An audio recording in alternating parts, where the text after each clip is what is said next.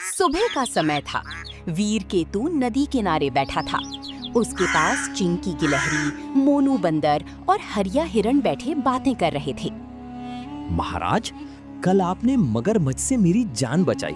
मैं आपका एहसान कभी नहीं भूलूंगा। राजा का काम डर फैलाना नहीं, अपने जंगल की रक्षा करना होता है। तभी पीछे से भारी आवाज आई, बस करो ये दयालुता का नाटक। सबने पीछे देखा। वो थी शेरनी तारिका। उसकी आंखों में घमंड और गुस्सा भरा था। तुम जंगल के राजा हो या साधु? इन कमजोर जानवरों के साथ बैठकर हंसते हो? राजा वो होता है जिससे सब डरें। डर से राज चलता है, लेकिन ज्यादा दिन नहीं। तो फिर देखना, एक दिन पूरा जंगल सिर्फ मेरे इशारों पर चलेगा। उसी रात तारिका। घने जंगल के बीच तारिका चोरी छिपे लोमड़ी खुरचन और लकड़बग्घे डांगर से मिली। तारिका धीरे से बोली, काम आसान है, सिर्फ तुम दोनों एक जड़ी बूटी ले आना। मैं उसी जड़ी बूटी को राजा के खाना में मिला दूंगा। वो धीरे धीरे कमजोर होके एक दिन वो खुद मर जाएगा। मालकिन, हमसे ये काम नहीं होगा। अगर ये काम नहीं होगा तो सुबह का नाश्ता तुम दोनों को ही बनाऊंगा।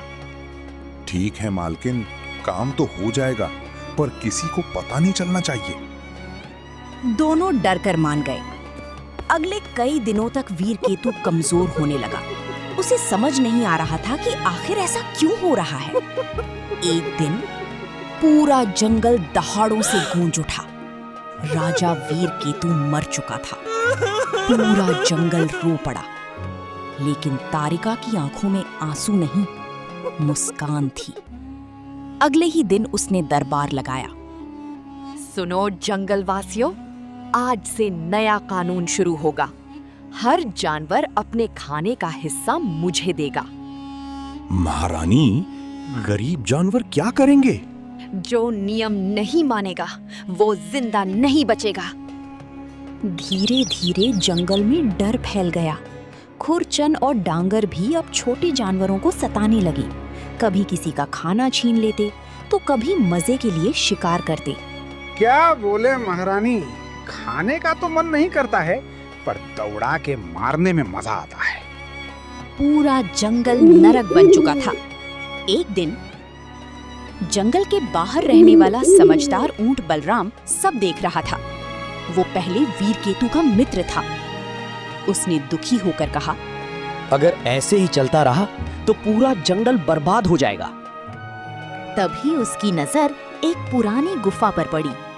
अंदर उसे एक विशाल शेर की पुरानी खाल दिखाई दी। बलराम के दिमाग में एक योजना आई। रात होते ही उसने जंगल के सभी जानवरों को इकट्ठा किया। बलराम बोला, डरो मत, घमंड को ताकत से नहीं, डर से हराया जाता है। अगली रात चारों तरफ अजीब हवा चल रही थी। तारिका अपनी गुफा के बाहर बैठी थी। तभी पहाड़ी से भारी आवाज गूंजी। तारिका। तारिका डर कर खड़ी हो गई। कौन है? धीरे धीरे धुएं के बीच एक विशाल शेर दिखाई दिया। असल में वो बलराम था, जिसने शेर की खाल पहन रखी थी, लेकिन अंधेरे में वो बिल्कुल वीर केतु जैसा लग रहा था। तभी बोला, तूने सोचा मैं खत्म हो गया? नहीं, ये सच नहीं हो सकता। तभी बाकी जानवर भी वहां पहुंच गए। सब नाटक करने लगे। महाराज वापस आ गए, अब हमें न्याय मिलेगा।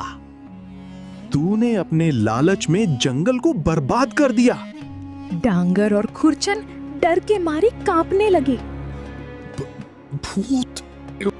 दोनों चीखते हुए जंगल छोड़कर भाग गए। अब सिर्फ तारिका बची थी। वो डरकर जमीन पर गिर गई। मुझे माफ कर दो, मैं बदल जाऊंगी, मैं वचन देती हूँ। अगली सुबह पूरा जंगल बदल चुका था। तारिका अब छोटे जानवरों की मदद करने लगी।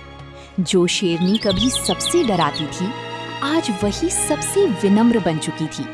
और बलराम दूर खड़ा मुस्कुरा रहा था। उसे पता था, घमंड चाहे कितना भी बड़ा हो, सच और एकता उससे हमेशा बड़े होते हैं। कहानी से सीख, अहंकार इंसान को अंधा बना देता है, लेकिन समय आने पर सच और एकता सबसे बड़ी ताकत बन जाते हैं। जाते जाते वीडियो को लाइक और चैनल को सब्सक्राइब करके जाओ भाई।